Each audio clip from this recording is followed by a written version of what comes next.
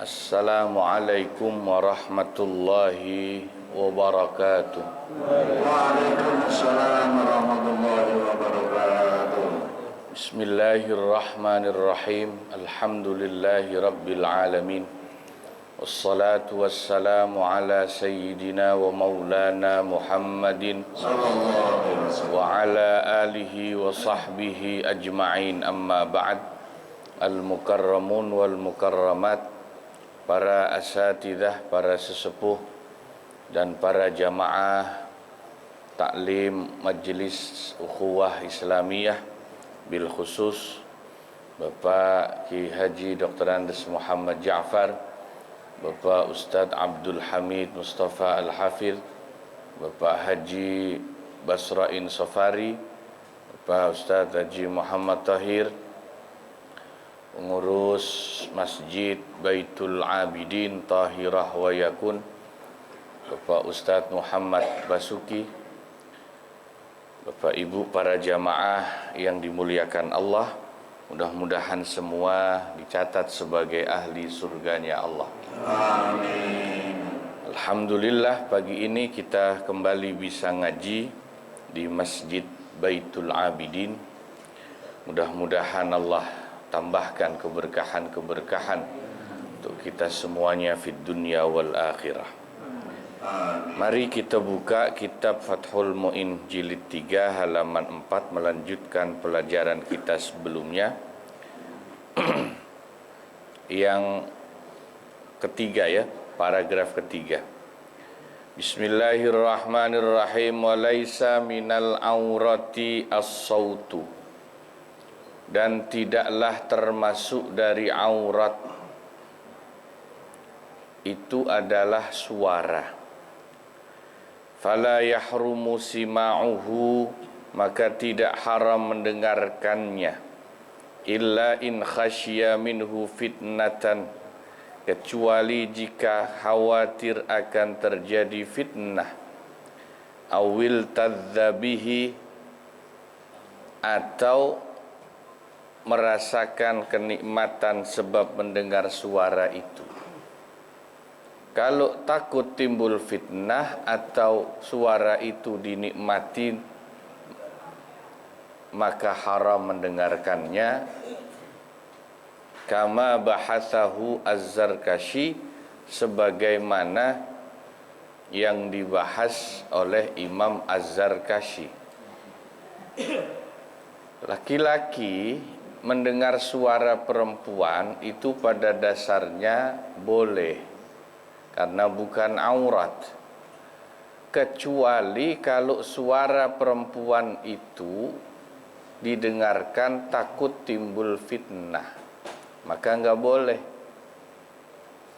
Itu kenapa kan? Dalam acara-acara di mana laki-laki banyak hadir, sebaiknya kaum perempuan tidak bersuara, takut timbul fitnah ya. Belum dengar kan ada muazin masjid perempuan ya kan? Bahaya tuh. Iya, kecuali nenek-nenek ya. Ya, yang timbul fitnah itu biasanya kalau perempuannya masih muda, suaranya merdu. Ada beberapa riwayat di antara istri-istri Nabi Muhammad sallallahu alaihi wasallam. Ya, di samping istri Nabi, mereka kan punya status ummahatul mukminin, ibu bagi orang-orang mukmin. Tentu kalau wajah jelas ditutup aurat. Suara pun mereka meskipun menutup wajahnya di hadapan laki-laki lain, itu kalau terpaksa bicara, dalam sebagian riwayat nadanya istri Nabi itu dibikin agak judes, galak. Itu kalau ngomong sama laki-laki yang bukan mahramnya. Ada dalil itu. Jadi kenapa tujuannya supaya laki-laki yang berbicara dengan wanita yang bukan mahramnya itu tidak terpancing syahwatnya karena mendengarkan merdunya suara si wanita sehingga timbul fitnah. Tapi kalau ngomongnya dibikin rada judes, galak, kan laki-laki nggak tertarik. Maka itu jadi dalil, betul. Dalilnya bagi perempuan judes yaitu riwayat di antara istri Nabi itu kalau bicara kepada laki-laki lain itu dibikin rada judes. Sayangnya ibu-ibu sekarang kebalik. Kalau sama suaminya judes, giliran nama orang lain mah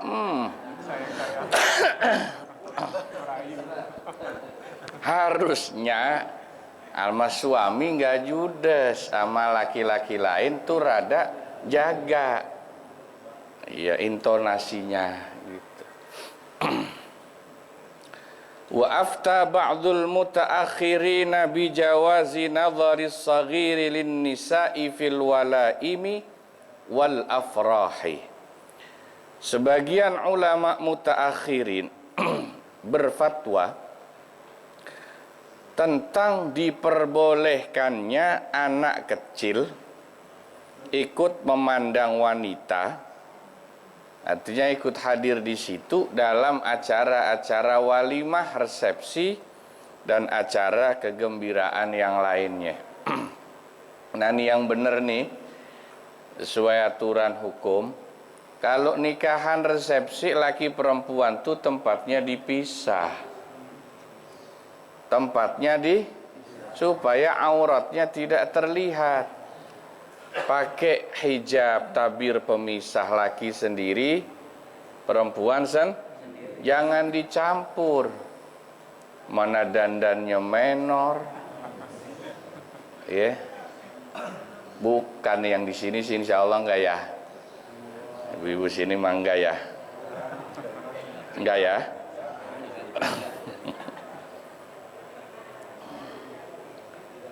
Ya makanya ya ini jadi masalah buat kita memang ya. Ya menjaganya itu ya begitu. Kecuali anak kecil, kalau anak kecil ya memang diperbolehkan. Ya dulu saya pernah baca cerita Imam Hasan Al-Basri, itu seorang sufi ya. Tabi'in yang juga sufi besar. Konon beliau itu ganteng ya. Sesuai namanya Hasan itu kan artinya ganteng. Udah namanya Hasan orangnya ganteng. Pernah berjalan satu ketika melihat seorang perempuan muda. Padahal tuh perempuan itu pakai cadar. Tapi beliau bisa tahu tuh cantik tuh perempuan. Dari mana? Ya, karena dari mana? Dari matanya. Mata kan nggak ketutup dong. Masih kebuka, kalau ketutup nabrak. Mata wanita itu indah sekali. Waktu itu masih bujangan Imam Hasan Al-Basri. Masih muda bujangan. Diikutilah wanita itu dari belakang. Wanita itu sedang belanja di pasar. Terpesona dengan indahnya wanita itu, mata wanita itu. Wanita yang dilihat itu kerasa rupanya. Lagi diikutin, diperhatiin, dia risih. Nah ini contoh wanita salihah nih. Baru dilihat meskipun pakai cadar aja dia udah risih. Jangan malah keasikan. Akhirnya dia buru-buru pergi, belanjanya ditinggal jalan. Karena masih penasaran, Imam Hasan Al-Basri ikut dari belakang. Wanita itu tahu diikuti.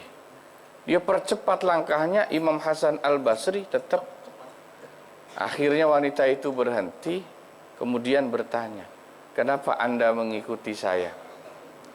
Imam Hasan Al-Basri yang namanya masih muda, sepik-sepik kata anak sekarang. Enggak, saya cuma jalan doang katanya. Nah, ya udah jalan lagi, wanita itu masih diikutin. Akhirnya kedua kali wanita itu berhenti, bertanya lagi kepada Imam Hasan Al-Basri dengan lebih tegas.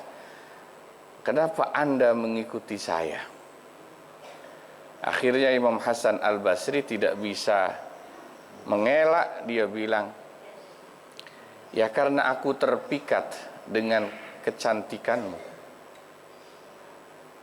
Wanita itu bertanya, apa yang membuatmu senang, terpikat dari diriku? Imam Hasan Al-Basri jawab jujur, kedua bola matamu yang indah itu.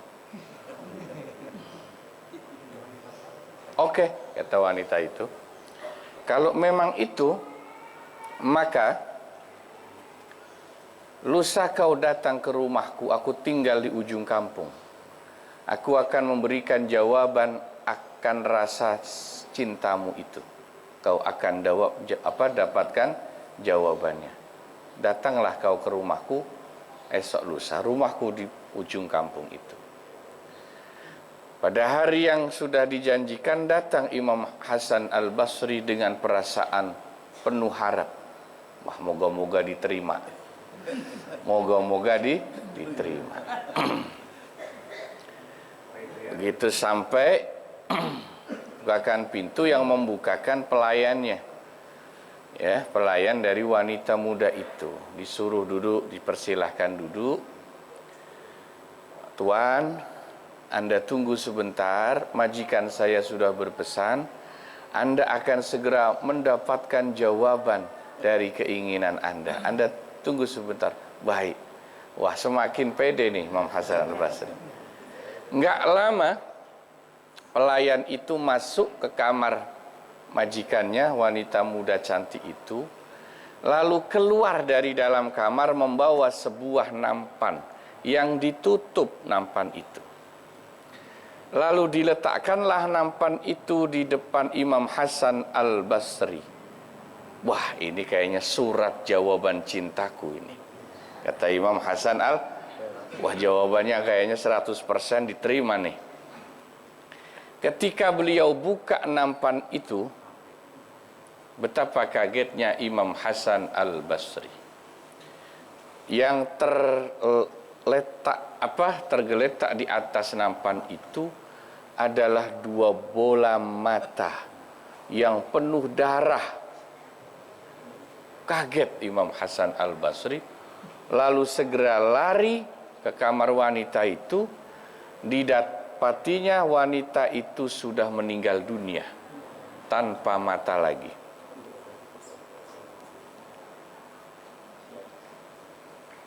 Itulah salah satu kisah yang dinukil dalam kitab Hilyatul Awliya wa Tabaqatul Asfiya karangan Abu Nuaim Al-Isfahani, tentang awal mula Imam Hasan Al-Basri menempuh jalan taubat, zuhud kepada Allah.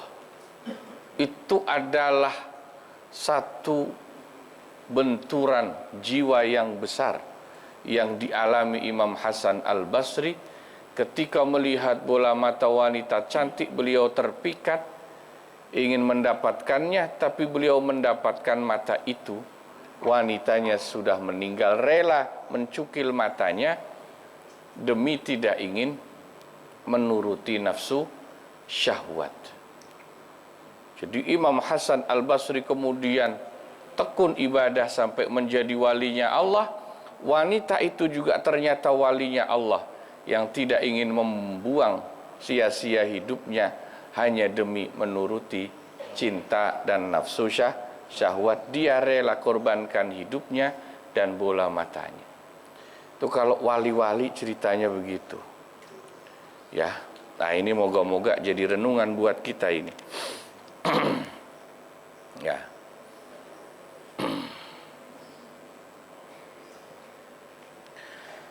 Wal mu'tamadu, adapun qaul yang mu'tamad, yang bisa dipegangi. Ingda syaikhaini, menurut dua syaikh, ya, Dalam ilmu fikih mazhab Syafi'i, kalau disebut kata asy-syaikhaini dalam ilmu fikih, itu yang dimaksud dua orang syekh itu Imam Nawawi, pengarang Riyadhus Shalihin, dan Imam Ar-Rafi'i.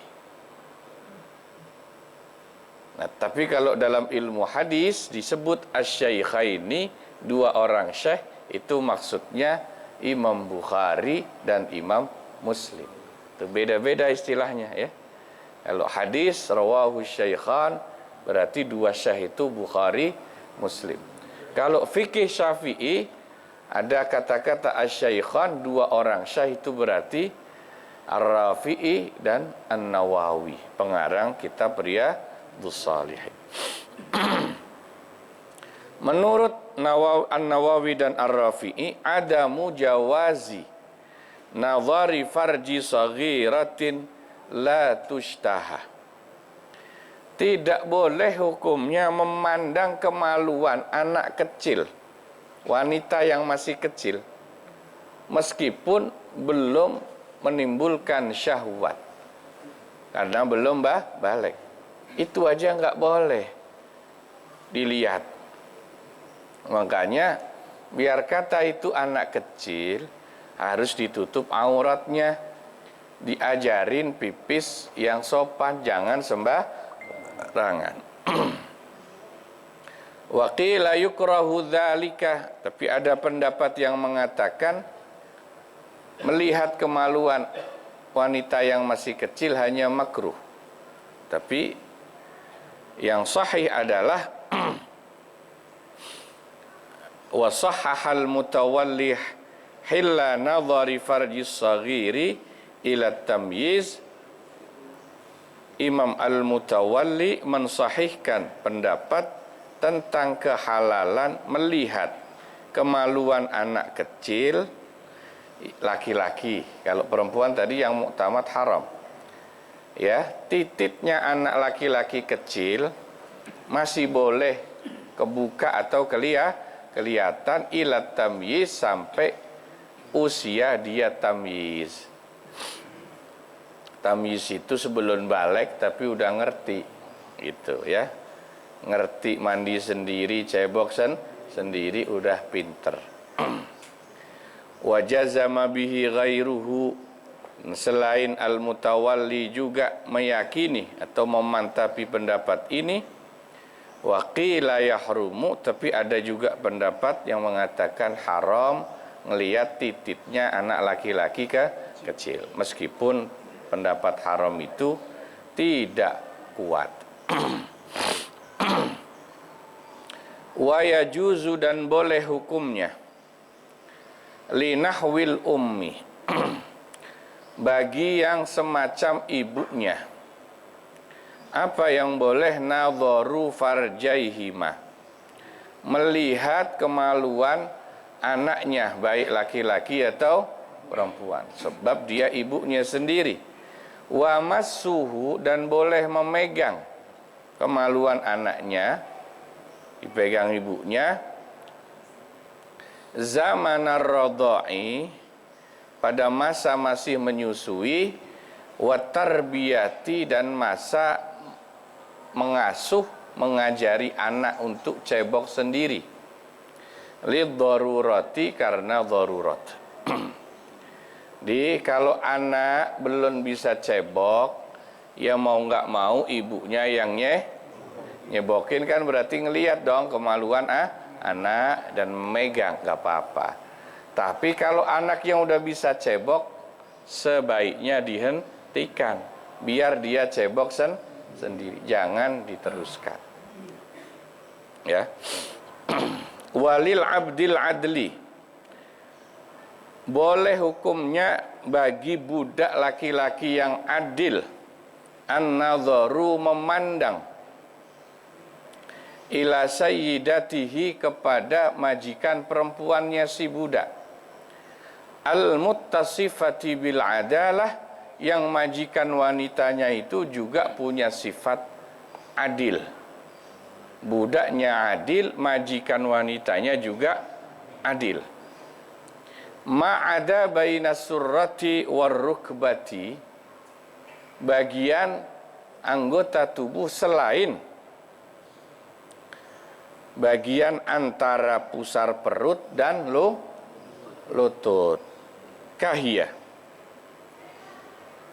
sama seperti sebaliknya, si majikan perempuan yang adil boleh melihat budak laki-lakinya yang adil anggota tubuh selain bagian antara pusar dan lutut.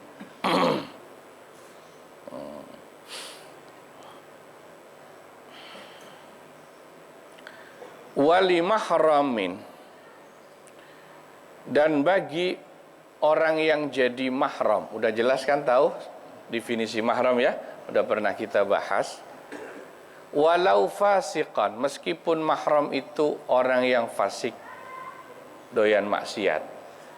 Au kafiran, atau mahram itu orang kafir non muslim.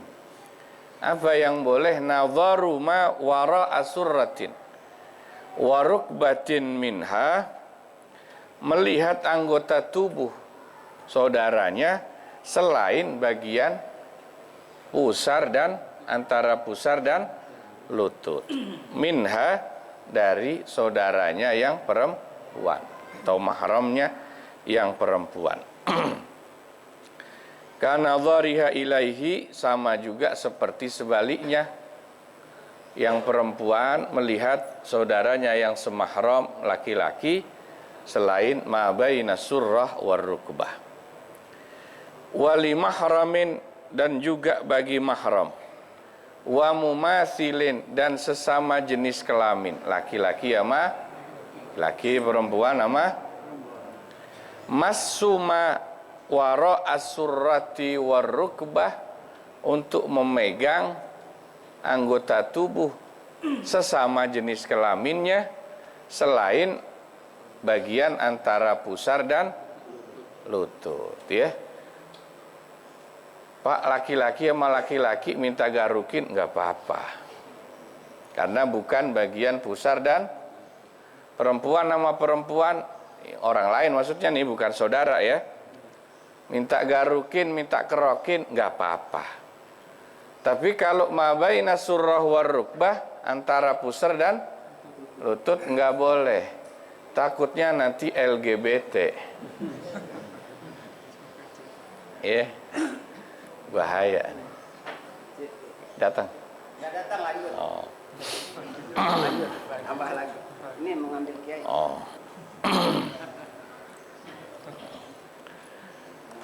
Ya.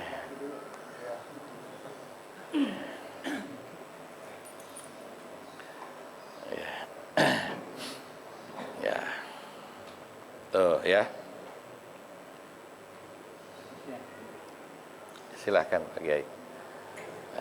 Selamat jalan guru kita Bapak Kiai Haji Muhammad Ja'far. Mudah-mudahan ditambahkan sehat wal afiahnya oleh Allah. Ya.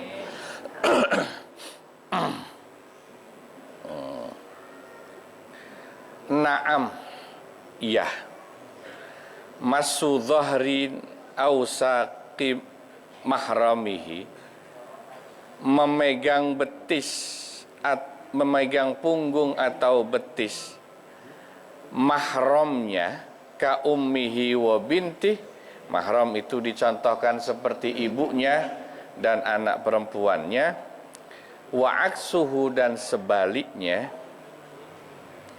La yahillu, itu tidak halal. Illa lihajatin, kecuali karena ada hajat. Au syafaqatin, atau kasih sayang. Ibu dipegang punggungnya atau betisnya sama anak, itu kalau enggak ada hajat atau karena menyayangi, tidak boleh. Kecuali ada hajat. Contoh, emaknya nyuruh ngerokin, tong, kerokin gua tong. Nah, baru dikerokin, pegang punggung ya, gitu. Wa haitsu haruma nadharuhu, Dan sekiranya anggota badan itu haram untuk dilihat, haruma masuhu, maka haram juga untuk menyentuhnya. Bila hailin, tanpa ada penghalang. Li'annahu, karena sesungguhnya menyentuh, ablagu fil ladzati, itu lebih nikmat daripada melihat. Maka seperti itu hukumnya, yang nggak boleh dilihat juga nggak boleh disentuh, apalagi ya. Kan suka ada tulisan tuh di belakang truk ya, gambar perempuan cakep, boleh dilihat, pegang jangan, nggak bener tuh. Ya pegang nggak boleh, dilihat pun nggak boleh, karena bukan mahram. Kenapa? Karena melihat itu awal dari timbulnya maksiat. Ulama mengatakan dalam syairnya, kullul hawadisi mabda'uha minan nadhari wa mu'dhamun nari mim mustasghari syarari. Setiap kejadian dosa itu awalnya dari melihat. Awalnya. Makanya melihat ini penting untuk dijaga sesuai hukumnya. Jangan disepelein. Wa mu'dhamun nari, dan justru nanti kebanyakan orang masuk neraka mim mustasghari syarari, dari dosa-dosa yang dianggap kecil. Kayak ngelihat tadi dianggap sepele, ngelihat doang, nggak megang ini. Justru awalnya dosa itu dari awal-awal ngelihat, lama-lama pengen, dan seterusnya ya. Naam, ya, yahrumu, haram hukumnya massu wajhil ajnabiyati mutlaqan, menyentuh wajah wanita ajnabiyah, wanita lain yang bukan mahram, secara mutlak. Kalau melihat kan kemarin masih ada khilafiyah ya, wajah ada yang bilang aurat, ada yang bilang bukan aurat, ada yang bilang haram kalau nenek-nenek, nggak timbul fitnah, apa halal haram kalau masih muda, atau masih muda asal tidak timbul fitnah, nggak apa-apa, ini masih ada khilafiyah. Tapi kalau menyentuhnya mutlak haram ya. Nah, ini ngaji kita para jamaah pagi hari ini. Kebetulan mungkin guru kita Bapak Kiai Haji Ahmad Habibi tidak bisa hadir. Ya, moga-moga apa yang kita ngaji pada pagi hari ini semuanya dijadikan oleh Allah ilmu yang nafi'ah, barikah, mubarakah fid dini wad dunya wal akhirah. Wallahu a'lam bissawab wa ilaihil marji'u wal ma'ab. Kurang lebihnya mohon maaf. Wassalamualaikum warahmatullahi wabarakatuh.